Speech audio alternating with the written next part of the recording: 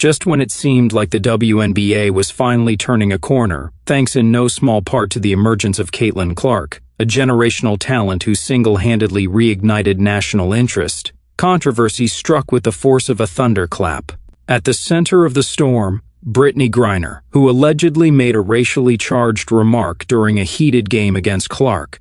Whether she said "effing white girl" or not, the video has gone viral, and the league's silence on the matter has been deafening.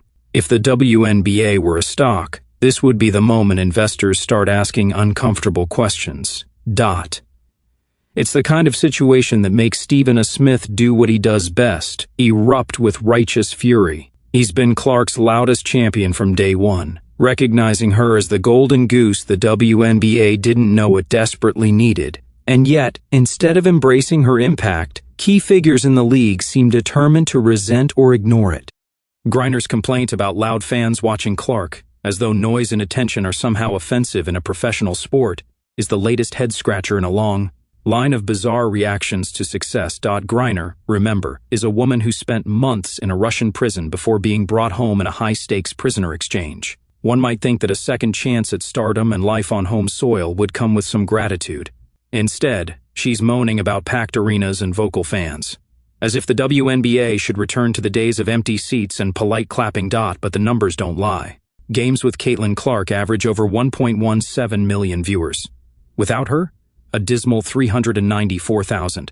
That's a 199% difference. Basically, she's tripling the audience by just showing up. Merchandise sales? Up 450%. The Indiana Fever, a team that struggled to fill gyms in past seasons, now leads the league in attendance, a staggering 319% jump year over year. And yes, Clark is not just a spectacle. She's delivering on the court, ranking top 5 in MVP voting in her rookie season. And still, the league barely acknowledges her effect. No aggressive marketing campaigns, no bold social media strategy, just lukewarm PR and tepid applause. It's as if the league is ashamed of its own success, because that success is being driven by a young white woman from Iowa. Stephen A. Smith is having none of it. He sees what's happening with clear eyes, resentment. Certain players and voices in the league are frustrated not because Clark doesn't belong, but because they believe they deserved this attention years ago. And in some cases, they're right.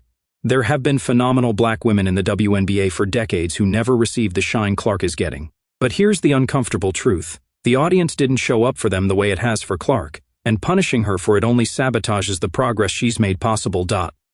Let's go back to Griner. During that fateful Fever versus Dream game, cameras appeared to catch her mouthing an expletive at Clark, one that included a racial reference. Imagine for a moment if the roles had been reversed. The outrage would have been swift, public, and career-altering, yet nearly 36 hours after the clip went viral, the WNBA had offered no comment. Contrast that with the league's immediate response to unsubstantiated accusations of racist chants from Indiana Fever fans toward Angel Reese. A full investigation was launched, but here, nothing. That kind of double standard doesn't go unnoticed. The economic ripple effects of Clark's absence are equally glaring. With her sidelined due to a quad strain, the Fever lost 3 straight games, and more tellingly, ticket prices cratered. Before her injury, the cheapest seat was $41.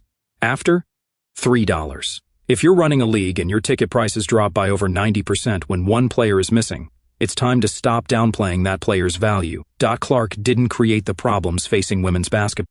She didn't design the system that historically overlooked black female athletes. But she is the catalyst who's finally drawing in viewers, filling arenas, and putting the WNBA on the sports map. Her presence has led to charter flights, broadcast record-setting games, and an influx of sponsorship dollars. She's not just a player, she's a movement. And yet some in the league are doing everything possible to undermine that. The WNBA leadership must decide, will it cling to ego and politics, or embrace the undeniable star power that could change its future? If they continue to treat Clark like just another player instead of the phenomenon she is, the league risks fumbling the greatest opportunity it's ever had.